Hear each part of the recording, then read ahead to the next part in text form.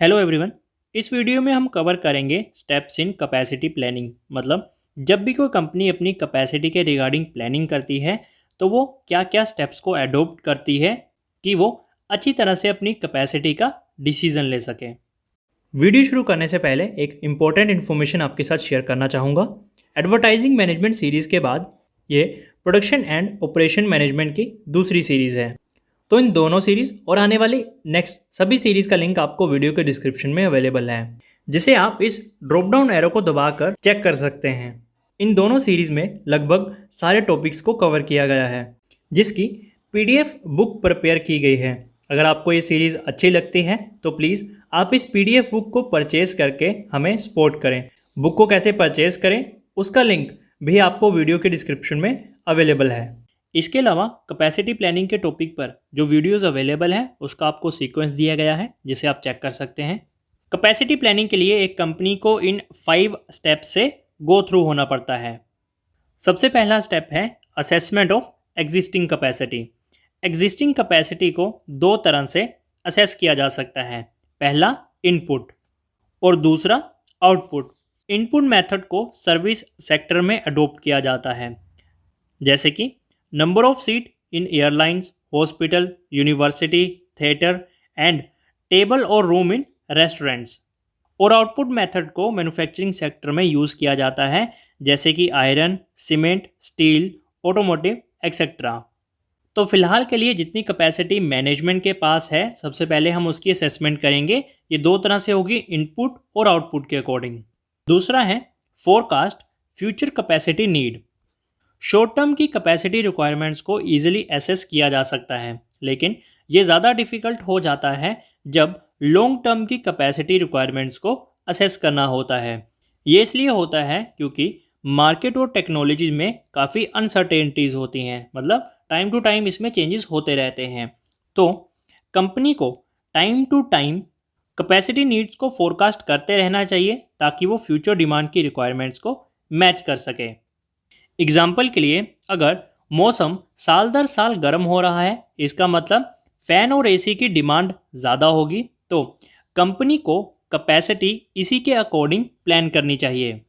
अगर कंपनी के पास enough capital या रिसोर्सेज नहीं है तो उसे अपनी कैपेसिटी को अपग्रेड करना चाहिए। इसके लिए वो एडिशनल यूनिट्स को प्रोड्यूस कर सकती है कैपेसिटी से ज़्यादा, ताकि डिमांड को मीट किया जा सके। तो एक एग्जाम्पल था जिसमें कंपनी ने अपनी फ्यूचर डिमांड को फोरकास्ट करते हुए अपनी कैपेसिटी को इंक्रीज़ किया। तीसरा है आइडेंटिफाइंग अल्टरनेटिव। अगर एग्जिस्टिंग कैपेसिटी में कमी है कि वो फोरकास्ट डिमांड कैपेसिटी को मीट नहीं कर सकती है, तो एक्सपेंशन ज़रूरी हो जाता है डिमांड की शॉर्टेज को फुलफ़िल करने के लिए। इसे कई तरह से किया जा सकता है। कंपनी एडिशनल शिफ्ट स्टार्ट कर सकती है, ज़्यादा वर्कफोर्स हायर कर सकती है, और ज़्यादा मशीनरी इंस्टॉल कर सकती है, नया प्लांट इंस्टॉल कर सकती है, रिप्लेस कर सकती है ओल्ड मशीन को एडवांस मशीन के साथ। इन 3 स्टेप्स की एक बार रिवीजन करते हैं। सबसे पहले हमने देखा कि एग्जिस्टिंग कैपेसिटी कितनी है, देन फ्यूचर में कितनी कैपेसिटी की ज़रूरत हो सकती है, क्या क्या अल्टरनेटिव हो सकते हैं जिससे हम कैपेसिटी को फुलफ़िल कर सकते हैं। फोर्थ है इवैल्यूएशन ऑफ अल्टरनेटिव। जैसा कि हमने पिछले पॉइंट में डिस्कस किया, वेरियस अल्टरनेटिव हैं जिसके थ्रू कंपनी अपनी कैपेसिटी को एक्सपेंड कर सकती है और फ्यूचर डिमांड को फुलफ़िल कर सकती है। अब नेक्स्ट टास्क है मैनेजमेंट का इन सारे अल्टरनेटिव्स को इवैल्यूएट करके उनमें से बेस्ट सेलेक्ट करने का। इसके लिए कंपनी डिफरेंट डिपार्टमेंट्स की सुजेशन भी ले सकती है। फिफ्थ और लास्ट है selection of most suitable alternative. ये लास्ट स्टेप है कैपेसिटी प्लानिंग का। कंपनी सारे अल्टरनेटिव्स में से बेस्ट को सिलेक्ट करती है। सिलेक्शन के बाद नेक्स्ट काम होता है इसे एडुकेट टाइम पर इम्प्लीमेंट करने का। ये वो स्टेप नहीं है जहां मैनेजमेंट आकर रुक जाती है। सक्सेसफुली इम्प्लीमेंटेशन के बाद ऑर्गेनाइजेशन को इसे टाइमली रिव्यू करना पड़ता है कि कहीं कोई चेंजेस करने की ज़रूरत तो नहीं है। तो सबसे पहले एग्जिस्टिंग कैपेसिटी देखी कितनी है, फ्यूचर में कितनी कैपेसिटी की ज़रूरत हो सकती है ये देखा। फिर हमने अल्टरनेटिव देखे कि हम कैसे कैपेसिटी को इंक्रीज़ कर सकते हैं।